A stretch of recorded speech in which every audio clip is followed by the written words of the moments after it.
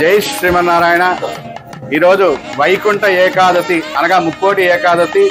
ఈ రోజు స్వామివారిని కనుక ఉత్తర ద్వారం నుంచి అంటే సంవత్సరానికి ఒక పర్యంతమే ఈ యొక్క వైకుంఠ ఏకాదశి జరుగుతుంది.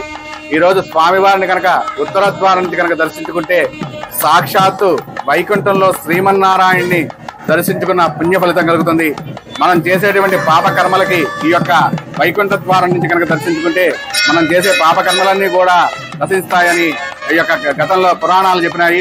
ఆ పురాణాల ద్వారా చేసేటువంటి ఈ వైకుంఠ ఏకాదశి రోజున భక్తులందరూ కూడా విచ్చేసి స్వామివారిని దర్శించుకోండి.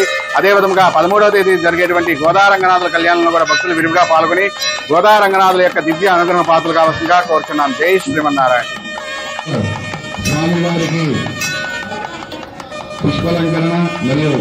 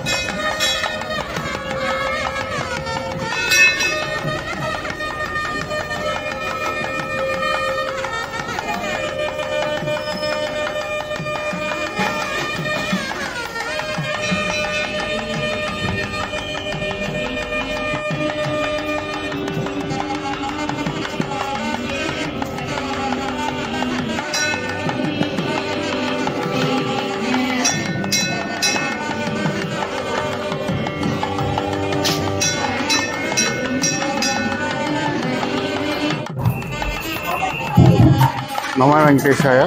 ఈరోజు కాకినాడ రూరల్ మండలం సిటీ గ్రామంలో వచ్చినటువంటి శ్రీ దశావతార వెంకటేశ్వర ఆలయ ప్రాంగణంలో శ్రీ ముక్కోటి ఏకాదశి పర్వదినంగా ఈరోజు సోమవారం ఉత్తర ద్వార దర్శన భాగ్యం కలుగుతుందండి.